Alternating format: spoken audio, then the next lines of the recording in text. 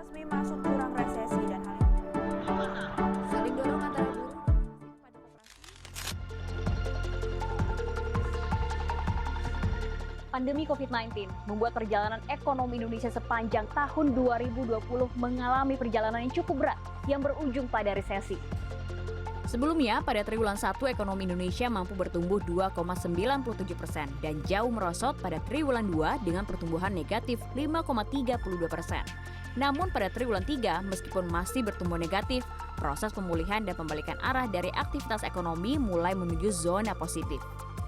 Sementara itu, komponen dalam PDB yang mengalami penurunan cukup dalam adalah sektor impor barang dan jasa yang terkontraksi hingga lebih dari 21%. Pandemi juga turut menyeret salah satu sektor penopang ekonomi terbesar di Indonesia, UMKM. Setidaknya terdapat lebih dari 64 juta unit UMKM yang berkontribusi 97% terhadap total tenaga kerja dan 60% PDB nasional. Tahun 2020 menjadi masa paling berat bagi sektor ini. Hampir seluruhnya terdampak karena adanya penurunan mobilitas masyarakat. Pemerintah pun memberikan bantuan langsung tunai sebesar 2,4 juta rupiah kepada 12 juta UMKM di Indonesia yang memenuhi persyaratan sebagai penerima bantuan. Totalnya hampir sekitar 205 triliun dan supply side-nya hampir 384 ini yang terbagi oleh beberapa program. Yang hari ini salah satu programnya mudah-mudahan kami bisa menyampaikan Bapak Ibu sekalian, subsidi bunga mencapai 38,28 triliun. Minat investasi juga mengalami penurunan, tercermin dari posisi indeks harga saham gabungan yang justru kembali lagi ke level 4 ribuan yang terakhir diduduki pada tahun 2015 silam. IHSG juga mengalami penghentian perdagangan sementara yang dikenal dengan istilah trading halt dan baru pertama kali terjadi dalam sejarah pasar modal Indonesia.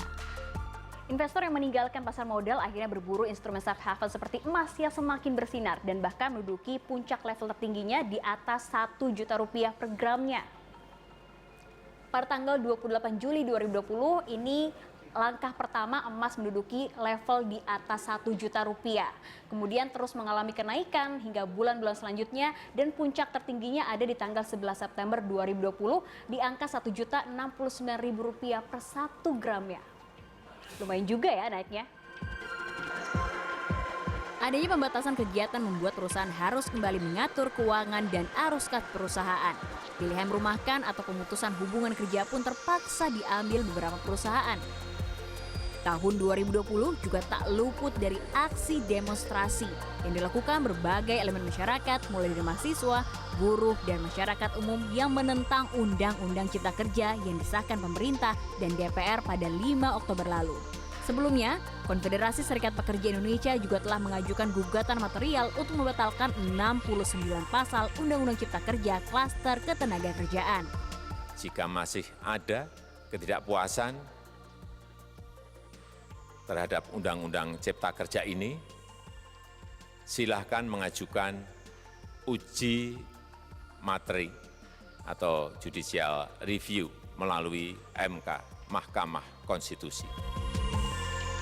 Pemerintah telah mengalokasikan total biaya penanganan COVID-19 dan program pemulihan ekonomi nasional sebesar lebih dari 600 triliun rupiah untuk tahun 2020 yang berfokus pada 6 sektor dan telah terrealisasi sebesar 62,1% hingga akhir November 2020. Dan per tahun 2021 pemerintah kembali menganggarkan dana sebesar lebih dari 300 triliun rupiah untuk program pemulihan ekonomi nasional.